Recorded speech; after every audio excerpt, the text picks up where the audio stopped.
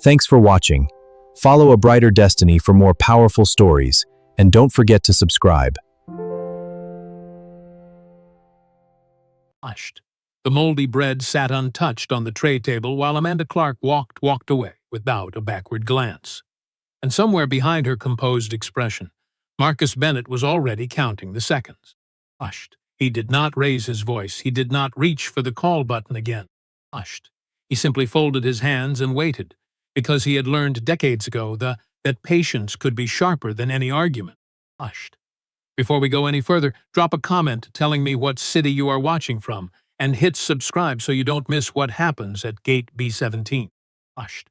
Marcus Bennett boarded Sterling Airways Flight 212 out of Chicago O'Hare at 9:14 in the morning, dressed in a concerto suit that had been tailored on Oak Street 11 years earlier and still fit like it was cut yesterday. Hushed. He carried a slim leather satchel instead of a briefcase, the kind of understated accessory that told you nothing about the 41-year-old man carrying it. Hushed. His flight to Seattle was scheduled to depart at 10:47, and he had chosen seat 3A specifically because it gave him a clear view down the aisle without looking like he was watching anyone at all. Hushed. 22 years of building Ashford Innovations from a two-person server room in Rockford, Illinois, into a company worth $430 million had taught him that the best information was gathered quietly. Hushed. He settled into the leather seat and pulled out his tablet, opening a spreadsheet of quarterly numbers for a company most of the crew around him would never guess he had any connection to. Hushed. 3 years earlier, Marcus had made a private investment of $18 million into Sterling Airways through a holding company called Meridian Capital Partners, a name that appeared nowhere on his business card and everywhere on the airline's cap table. Hushed. He preferred to fly commercial, an ordinary seat under an ordinary name, because numbers on a page could never tell him what a single overlooked passenger could. Hushed. Across the aisle, a silver-haired man in a cardigan was already sipping a glass of champagne, his name tag on the boarding pass reading Grant Sullivan. Hushed. A flight attendant leaned toward him with the kind of warmth reserved for a regular, refilling his glass before he had even finished asking. Hushed. Marcus watched the exchange without expression and returned to his screen, where the numbers told him Sterling's premium cabin satisfaction scores had climbed 9% under his quiet guidance. Hushed. The irony sat heavier than he expected when the same flight attendant reached his row and offered nothing at all. Hushed. "Something to drink before takeoff?" Marcus asked, his tone even. Hushed. The woman's name tag read Amanda Clark, and her smile thinned the moment her eyes settled on him. Hushed. "We're a little behind on the pre-departure service," she said, already half-turned toward the row behind him. Hushed. "I'll get to you." 10 minutes passed. Every other seat in the cabin had a glass in hand, including the two passengers who had boarded after Marcus and were already laughing over their second refill. Hushed. He pressed the call button once calmly, the way a man presses an elevator button when he already knows the wait. Hushed. When Amanda returned, her expression had the practiced blankness of someone who had decided something long before she arrived at his row. Hushed. "I pre-ordered the Woodford Reserve when I booked this ticket," Marcus said, showing her the confirmation on his screen. Hushed. "It should be in the system." "We're out of that today," Amanda said without glancing at the tablet. Hushed. "I can bring you water." Marcus noted the fully stocked cart 3 feet behind her, the same bottle of Woodford Reserve, visible through the open-capped door, and said nothing about it yet. Hushed. He simply nodded, thanked her, and returned to his screen, filing the moment away the way he had filed away 1,000 small moments over the years. Hushed. A quiet text went to his executive assistant, Renee Walsh, back in Rockford. Hushed. Noticing some odd service gaps on 212 might be nothing. Hushed. "Flag it for Diane when I land." The response came back within a minute. Hushed. "Voted. Anything I should worry about?" "Not yet," he typed. Hushed. "Just stay near your phone today." When the meal service began an hour later, Marcus watched Amanda drape a warm cloth napkin over Grant Sullivan's trays, describe, in loving detail, the herb-crusted chicken and truffle risotto waiting for him. Hushed. She moved down the row with the same attentiveness for a young couple celebrating an anniversary, refilling water glasses before they emptied and remembering, unprompted, that the wife preferred sparkling. Hushed. When she reached seat 3A, she set down a covered plate with a word and turned to leave before Marcus could even lift the dome. Hushed. Underneath it was a single sandwich on bread that had gone soft and slightly gray at the crust. A small plastic cup of orange juice beside it that had clearly been sitting out since before boarding. Hushed. Marcus lifted the top slice slowly and found the unmistakable dark bloom of mold spreading along the underside, a detail that made the moment feel less like an oversight and more like a decision someone had made on purpose. Hushed. "Excuse me," he said, his voice carrying just enough to reach her before she disappeared behind the curtain. Hushed. "There's mold on this bread." Amanda turned back with the kind of tight smile people wear when they've already decided the conversation is beneath them. Hushed. "If you don't like it, you don't have to eat it," she said. Hushed. "But I'd appreciate you not making a scene over a sandwich." Hushed. A younger flight attendant named Tyler Briggs appeared beside her, arms crossed, his badge reading 4471 in small print Marcus Maffitt certain to memorize. Hushed. "Sir, I'm going to need you to lower your voice," Tyler said, though Marcus had not raised it at all. Hushed. Several passengers glanced over, and a woman 2 rows back quietly lifted her phone. Hushed. "I haven't raised my voice," Marcus said. "I've asked why I'm the only person in this cabin who received an economy meal with visible mold on it." Hushed. Grant Sullivan, still holding his half-finished plate of chicken, rose slowly from his seat and stepped closer. Hushed. "I've flown this route for 19 years, he said, loud enough for the row behind him to hear. Hushed. "I have never seen anything like this. It isn't right, and everyone here can see it isn't right." Hushed. Amanda's jaw tightened, and for the first time a flicker of something darker crossed her face before she caught it. Hushed. "Sir, if you don't like what's served, you're welcome not to eat it," she repeated, her voice dropping just enough that only the nearest rows caught what came next. Hushed. "Some people just don't know how to be grateful." Hushed. The words hung in the recycled cabin air like smoke that wouldn't clear. Hushed. Marcus felt the old familiar tightening in his chest, the one that had visited him in boardrooms and country clubs, and now, apparently, at 31,000 feet. Hushed. He did not answer right away. He let the silence stretch, 3 long seconds that felt like 30, because he had learned that silence unsettled people far more than anger ever could. Hushed. "I don't want special treatment," he finally said, each word deliberate. Hushed. "I want the same treatment as everyone else in this cabin." Hushed. Amanda leaned in close enough that only he could hear the rest. Hushed. "Listen," she said, "we both know you don't belong up here." Hushed. "Why don't you just sit quietly and be thankful you're not in the back?" Hushed. Tyler's eyes flicked toward the phones now openly recording, and he tugged Amanda's sleeve toward the galley. Hushed. "That's enough. Let's talk back here," he muttered. And the curtain fell closed behind them, though it did nothing to stop the murmur that had already spread through the cabin like a current. Hushed. Behind that curtain, voices rose without either of them realizing how far they carried. Hushed. "I can't believe this guy," Amanda's voice said, thin and sharp. Hushed. "Acting like he owns the place." Tyler's voice answered lower, uneasy, telling her to keep it down, and a third voice entered the conversation moments later. Hushed. It belonged to the captain. Captain Russell Cole stepped through the curtain with the unhurried authority of a man who had never once spent mid-flight. Marcus watched him absorb whatever version of events Amanda had already fed him. Hushed. The intercom crackled a moment later. "Ladies and gentlemen, this is Captain Cole." Hushed. "I've been made aware of a disruption in the forward cabin." Hushed. "I want to remind all passengers that crew instructions must be followed at all times." Hushed. The framing was so clean it was almost impressive, the story rewritten in real time before anyone had asked Marcus a single question. Hushed. He set his tablet down, opened the confirmation email one more time, and felt something in him settle into a different kind of stillness, the kind that comes right before a decision that cannot be walked back. Hushed. Somewhere over eastern Nebraska, a dust mote drifted through the beam of morning light, crossing his tray table, and for one long breath Marcus simply watched fall. Hushed. Captain Cole made his way up the aisle himself, stopping at row 3 with his hands clasped behind his back. Hushed. "Sir, I understand there's been a disturbance," he said. "I need you to cooperate with my crew, or I will be forced to divert this aircraft." Hushed.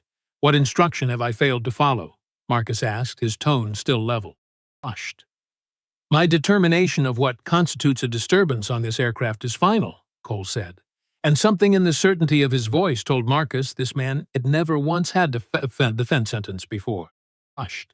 Then let the record show, Marcus said quietly, that the only thing I asked for was mold-free bread and to be treated like the paying passenger I am. Hushed. He reached into his jacket pocket, drew out his phone, and opened an email addressed to a very short, very specific list of recipients. Hushed. His finger hovered over send.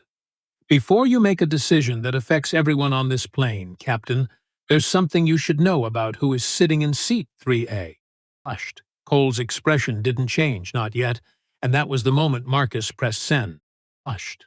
20 minutes later, the intercom crackled again with a different explanation entirely. Something about a technical concern requiring an unscheduled stop in Denver. Hushed. It was a transparent excuse, and everyone within earshot knew it. But Captain Cole delivered the line with the flat conviction of a who had already decided that removing the problem was easier than examining it. Hushed. As the aircraft began its slow bank south, Marcus opened a message thread with Renee. Hushed. Diverting to Denver, get Diane on the phone. Full review of surveillance from row 3 forward. Hushed. I want ground support waiting at the gate. The reply came back in under a minute. Hushed. Already moving. Diane's flying commercial to meet you if she has to. Hushed. What the crew did not know. Hushed.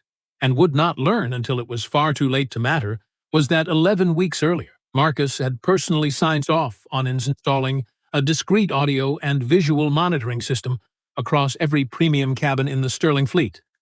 A quality assurance measure buried in page 17 of the employee handbook that every one of them had acknowledged during mandatory training.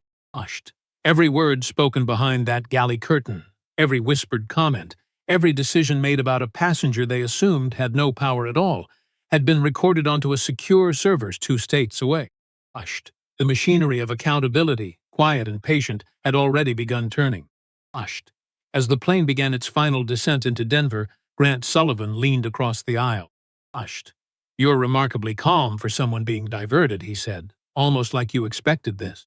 Hushed. Let's just say I've learned to prepare for contingencies, Marcus answered. Hushed. Recognition moved slowly across Grant's face. Ashford Innovations, he said, not quite a question. Hushed. You're Marcus Bennett.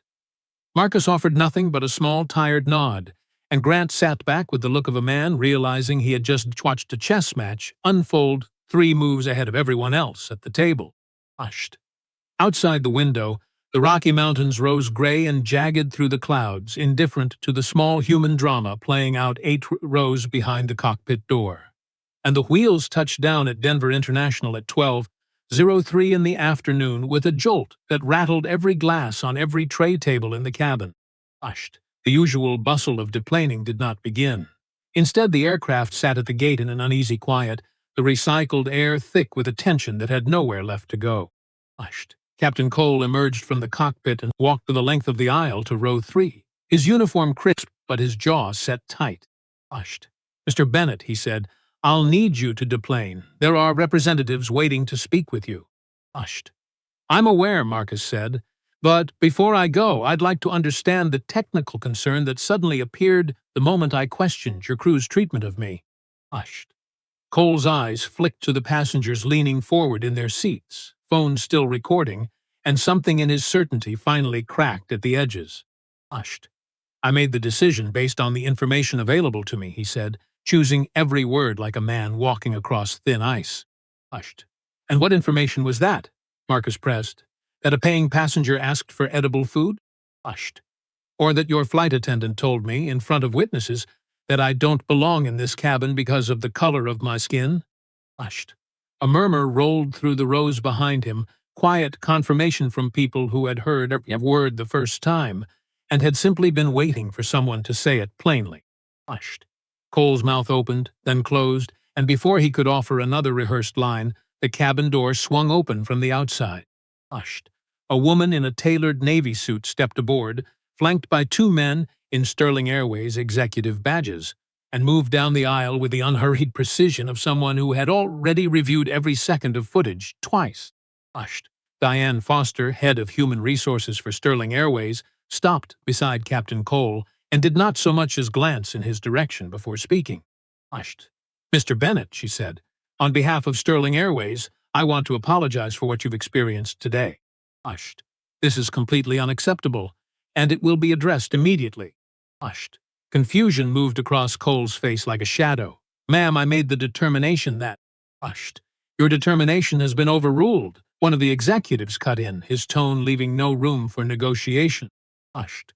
You and your crew are being removed from duty pending a full investigation. Hushed. A replacement crew is boarding through the rear entrance.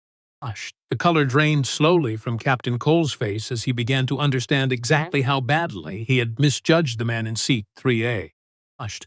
Who exactly are you? He asked, his voice barely above a whisper. Hushed. Someone who believed this airline could do better, Marcus said simply. Hushed. Someone who still does. Diane held up a tablet froze frame of the galley, time-stamped and unmistakable, the audio transcript scrolling beneath it in small gray text. Hushed. Amanda Clark's face went white when she saw it over the executive's shoulder, her indignation collapsing into something closer to panic. Hushed. This is ridiculous, she said anyway, because people rarely surrender their certainty easily. Hushed. We haven't done anything wrong. He was being difficult. Hushed.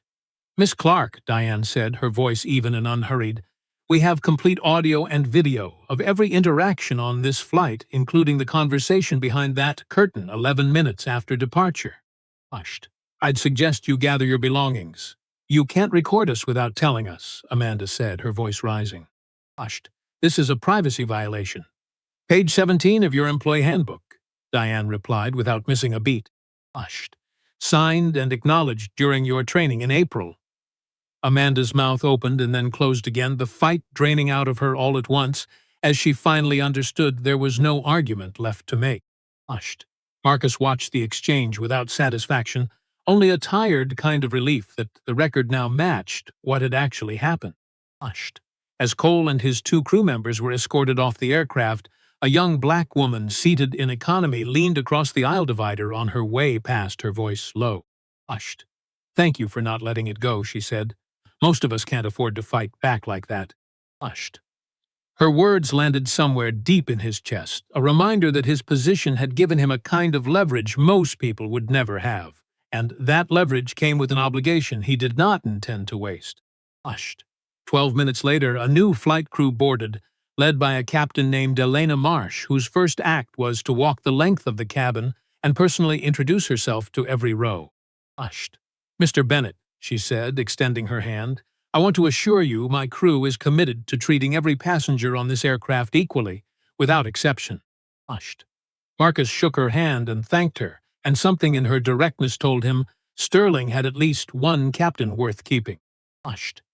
Before the doors closed, Diane returned to his row with a tablet full of preliminary incident reports, the timestamps and transcripts reducing an hour of humiliation into cold, clinical language. Hushed. Marcus scanned them in silence, aware that no report could capture the particular weight of being served spoiled food while the man beside him ate salmon, or the specific sting of being told to be grateful.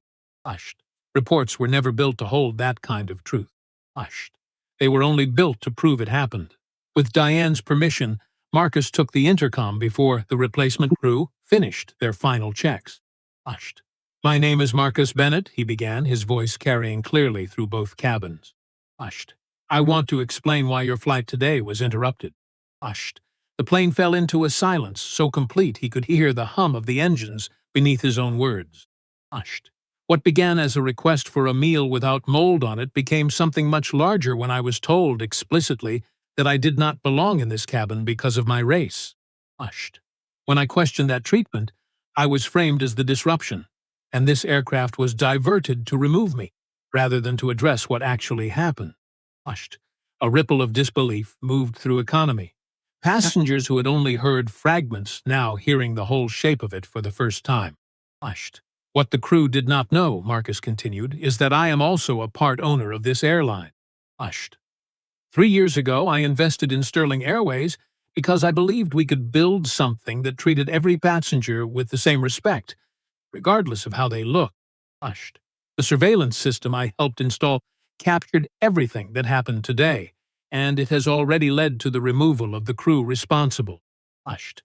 He paused, letting the weight of it settle before he continued, because he understood that the next sentence would change the mood of the entire aircraft. Hushed. To acknowledge the disruption to your day, Sterling Airways will be refunding every ticket on this flight, along with an additional $4,217 in compensation and 3 years of complimentary elite status. Hushed. A stunned quiet gave way to scattered applause that grew steadily into something closer to a wave. Passengers in economy who had been checking connecting flights moments earlier now sitting forward in disbelief. Hushed.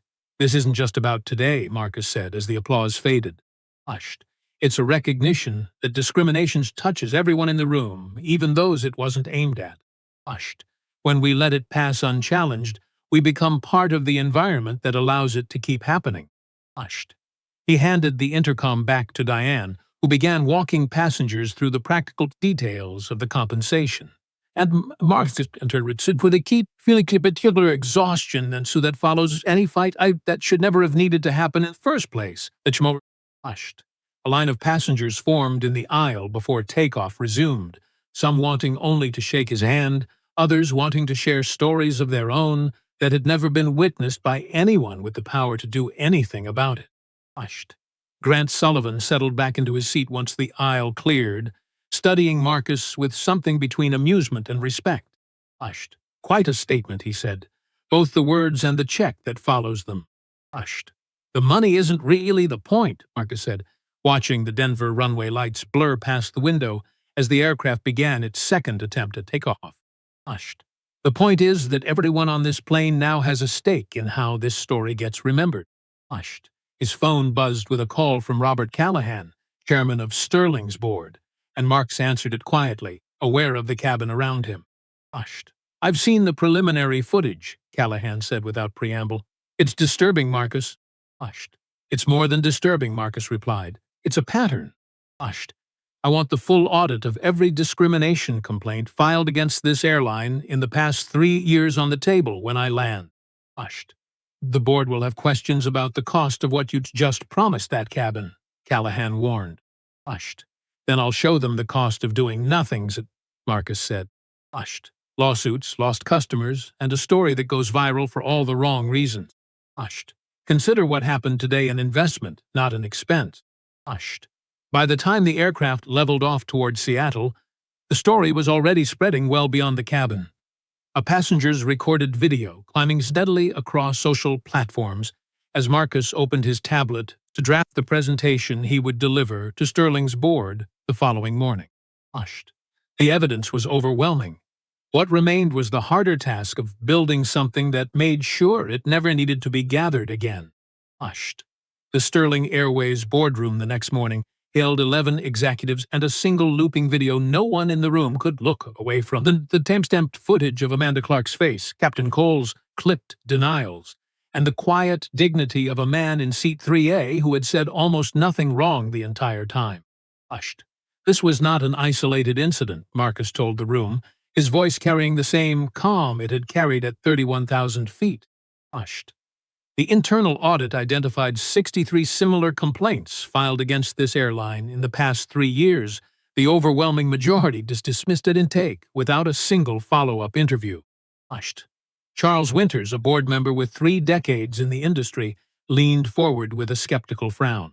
Hushed. I don't dispute what happened was wrong, he said, but $4,000 per passenger on a full aircraft is a significant number. Hushed.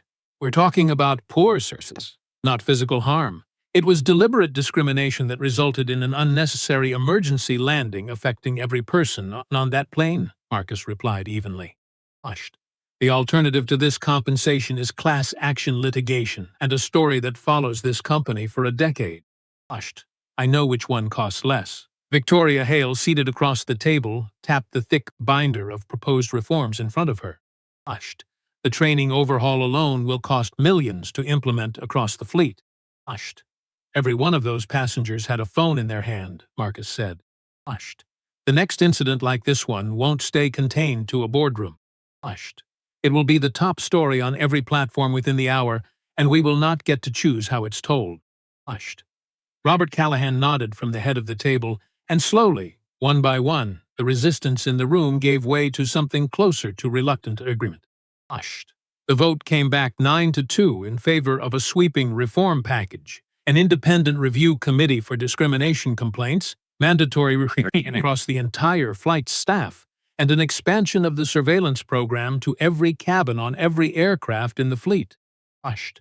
Diane Foster had the first phase of training scheduled to begin within the week, and a list of review committee candidates ready for Marcus's approval before the meeting had even fully adjourned. Hushed.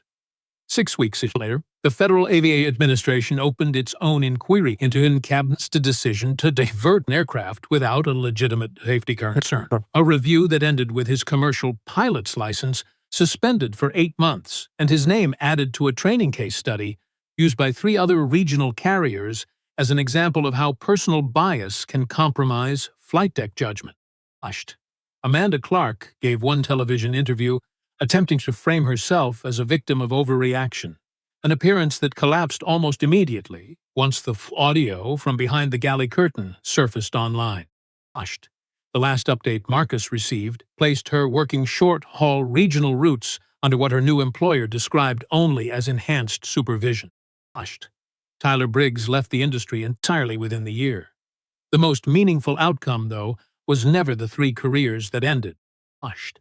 It was the 71-page reform document that other airlines began quietly requesting copies of within a month, the independent review committee that expanded within a year to cover every category of passenger complaint. Hushed. And the surveillance program that transformed almost overnight from a controversial policy line item into an industry standard other carriers scrambled to match. Hushed. 5 months after the Denver diversion, Marcus boarded Sterling Airways Flight 2112 again. Same route, same seat, same early morning departure out of O'Hare. Hushed. The cabin had a different feel to it now. Not perfect, but noticeably different. The kind of difference you could only really measure against what had come before. Hushed. A woman named Sarah Denton, now the permanent lid flight attendant on the route, greeted him with a warmth that carried no trace of hesitation or calculation. Hushed. "Good morning, Mr. Bennett," she said. "Your pre-order is already confirmed, and I've double-checked it myself." Hushed. She placed an envelope on his tray table before moving on to greet the next passenger with the exact same warmth, and Marcus opened it once the cabin door had closed. Hushed. Inside was a handwritten note signed by every member of the current flight staff. Hushed. "Mr. Bennett, your courage on this route changed how we do our jobs every single day."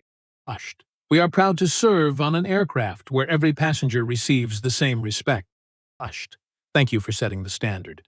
He folded the note carefully and slid it into his jacket pocket as the aircraft began its taxi toward the runway, the early light catching the wing outside his window in a long, quiet line. Hushed. It had never really been about a sandwich or a diverted flight or even one crew's particular cruelty. Hushed. It had been about the simple, stubborn idea that a space meant for everyone has to actually welcome everyone, and that real change only comes from fixing the system that let the moment happen in the first place, not just punishing the people caught inside it. Hushed. As the plane lifted off towards Seattle, Marcus closed his eyes for a moment and allowed himself something that had eluded him on far too many flights before this one, the quiet, unremarkable feeling of simply being a passenger, welcomed without condition. Hushed. If this story meant something to you, share it with someone who needs to hear it, and sub so you don't miss the next one. Hushed. I've got 2 more stories waiting for you right now if you want to keep watching. Hushed. Disclaimer: this story is a work of fiction created for entertainment and educational purposes only. Hushed. All characters, names, businesses, and events depicted are entirely fictional and do not represent any real person, living or dead, or any actual establishment. Hushed. Any resemblance to real persons, organizations, or events is purely coincidental. Hushed. This content is intended to explore themes of human dignity, workplace ethics, and social justice through narrative storytelling. Hushed. It does make factual claims about any individual company or institution.